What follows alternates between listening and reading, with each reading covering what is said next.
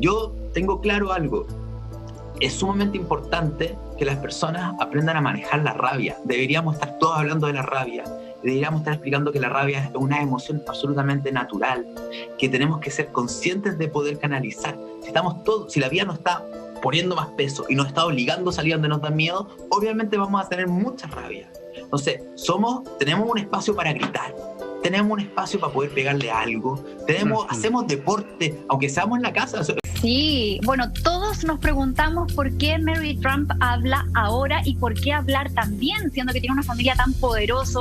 Tiene el presidente de Estados Unidos, es su tío, pero bueno, yo los quiero llevar un poquito hacia atrás y al año 99, porque cuando muere el abuelo Trump, digamos, que es el padre de Donald Trump y también el padre de Mary Trump, que es Fred, claro, cuando muere el abuelo Fred, lo que él hace, y que después se entera Mary Trump con su hermano, es que el abuelo no los dejó dentro del testamento. Por lo tanto, eso hizo que se fueran a un juicio. Y en ese juicio, para poder pelear parte de la herencia, porque lo que pasa es que el padre de Mary Trump muere en el año 81 y el abuelo muere en el 99. Por lo tanto, como no estaba el hijo mayor del abuelo, esa parte de la herencia pasa finalmente a los sucesores, que serían los hijos.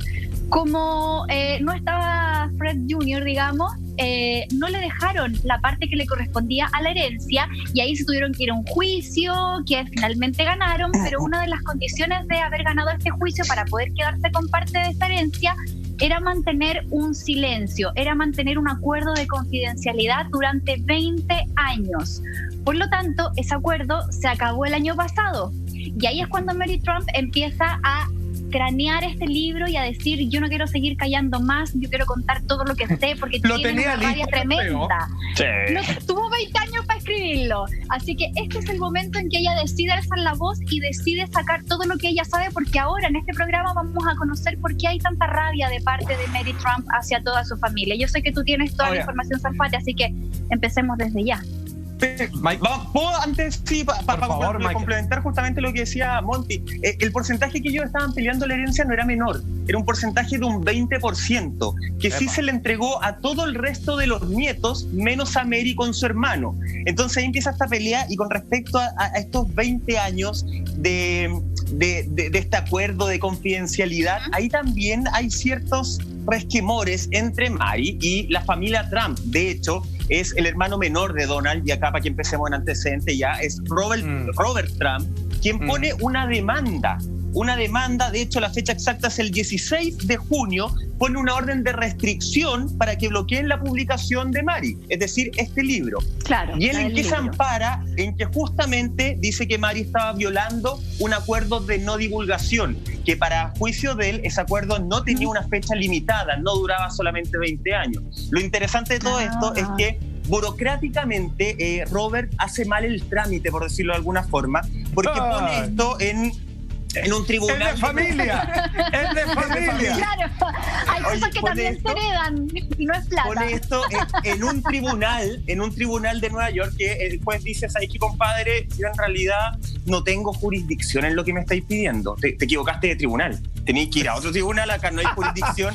Además, como para hacer una comedia de equivocación, a Robert se pagó mal unas costas, entonces por trámite, por no jurisdicción y por hacer mal el trámite, finalmente eso no se dio la orden de restricción, y es por eso que estamos hablando de que ya hoy, 14 de julio, el libro podría salir adelantándose 2 semanas, porque era para fines de julio la fecha inicial, pero es tanta la expectación, Salfate, que la gente dijo: lo queremos, y la psicóloga y lo tenemos. Dijo: listo, lo tenemos, y primero lo tiene Así Somos.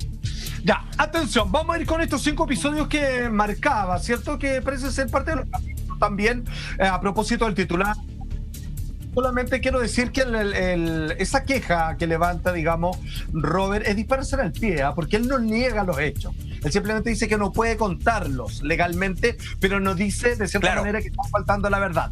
Vamos con el primero. Atención, tenemos la portada del libro. Vamos a ir al capítulo que hace referencia y que lleva, obviamente, la insignia que dice: más allá del narcisismo. A ver, este punto no es menor, entendamos. Mary Trump, autora de esta biografía no autorizada, tiene 55 años y de profesión ella es psicóloga, ¿ok? Cuando habla de que esta vinculación narcisista encriptada en la personalidad de Donald Trump, dice que nace prácticamente de su jardín de infancia. El narcisismo se traduce psicológicamente como un exceso de amor hacia sí mismo, pero para que no confundirnos, esto no tiene que ver que sea producto de una severa confianza en tus dotes y capacidades. Por el contrario, tiene que ver con una ruptura psicológica de haberte visto tan vulnerable, tan violentado en algunas oportunidades o tan inseguro de que si realmente vas a dar la talla de quienes te preceden. Finalmente él se genera esta coraza que es una inseguridad constante donde tiene que estarse confirmando a través de abusos, de protestas, de ser un cabrón, de ser un señor en raja diablo. Un narcisista es una persona que se quiere mucho, pero le cuesta expresar amor y compasión hacia los demás. Finalmente es un desgraciado que se viste, digamos, con los mejores atavíos, de ser una persona inteligente, de que es caritativa, pero en el fondo es un egoísta porque lo único que le importa es él, porque está en una medida de autoprotección constante. Dice, señala Mary Trump, Donald no es simplemente débil, o sea, es débil, pero no solo eso. Su ego es algo frágil y debe ser reforzado, tal como decía, en todo momento, porque sabe, el presidente de Estados Unidos sabe en el fondo que no es nada de lo que dice ser. Eso, a ver, hay patar las canillas y otra cosa que solo un balazo en la cabeza, aquí le pegó un cañonazo. Lo mató, lo dejó así que es una persona destruida, que es un fantasma, es una máscara nada más.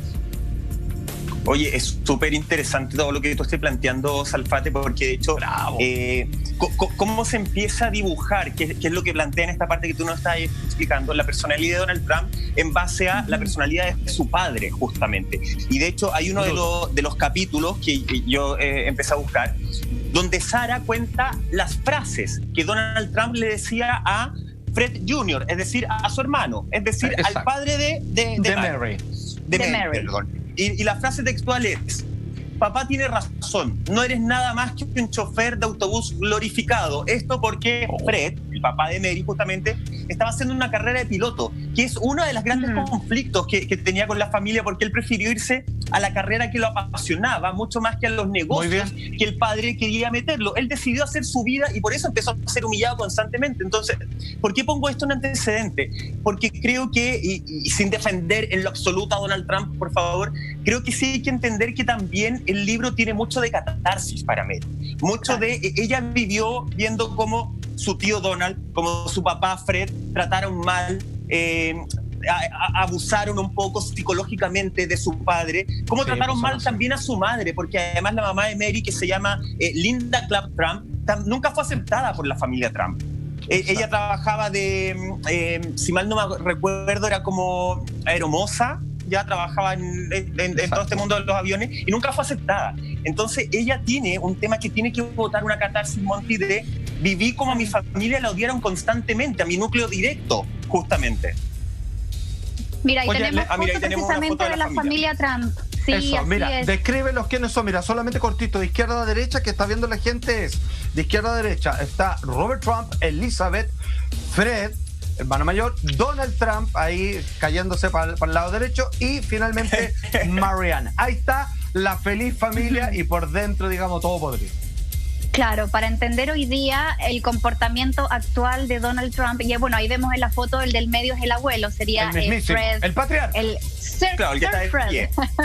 Claro, para entender un poco el actuar de Donald Trump, porque claro, sin ser psicólogos nosotros, yo creo que para poder entender el comportamiento de una persona hay que ir hacia atrás, hay que ir cómo fue su familia, cómo creció, en qué ambiente, y claramente para Mary Trump, que es la autora de este libro, debe ser tremendamente doloroso abrir esos pasajes de su vida, porque además ella perdió a su padre cuando era muy chica, tenía solo 16 años. Entonces, perder a tu papá a esa edad, seguir también dentro de una familia que siempre te tuvo marginada, que siempre te está cuestionando, porque también ahí Mary Trump, si bien fue a la universidad, después dejó la carrera, entonces como que tampoco fue una alumna modelo, tampoco fue como una mujer que calce perfectamente dentro de esta familia, que es muy similar a lo que se ve hasta el día de hoy en las familias de reinados, en las familias aristocráticas, donde siempre se trata de mantener el apellido, el linaje. El buen ahí abuelo como patrón de fondo quería que sus hijos siguieran por su camino, sin importarle la felicidad, por ejemplo, de su hijo mayor, que quería ser piloto, pero no, le daba lo mismo. Entonces son valores que son, creo yo, que muy antiguos. Hoy día sería muy difícil o muy mal visto también que alguien quisiera implantarle esas ideas a sus hijos. O sea, no me cabe duda que debe existir gente que todavía forma a sus hijos de esa manera, pero es parte del proceso de la evolución también que esas cosas no sigan pasando, porque así tú puedes determinar cómo va a ser tu hijo cuando grande, sobre todo cuando tu hijo después está a cargo de un país, y era lo que comentábamos recién un poco antes del programa. O sea, tener un personaje que tiene no sé si traumas desde joven, que a él siempre le impusieron mucho poder. O sea, el mismo Donald Trump decía, mi papá siempre quería que yo fuera el mejor. Si querías emprender un negocio tenía que ser el más exitoso, si tenía que estudiar tenía que ser el más sobresaliente. Entonces, ¿cómo crece una persona bajo esa presión siempre? Y si después a eso le sumas poder y dinero, estamos hablando de un personaje que de verdad no sé cuánto de humano puede tener. ¿Sabes qué? Y muy breve, yo creo que es un poquito peor incluso. Porque no es que el papá siempre quiso que Donald Trump fuera el mejor, que fuera el dueño de los negocios. Él quería que Fred fuera el mejor.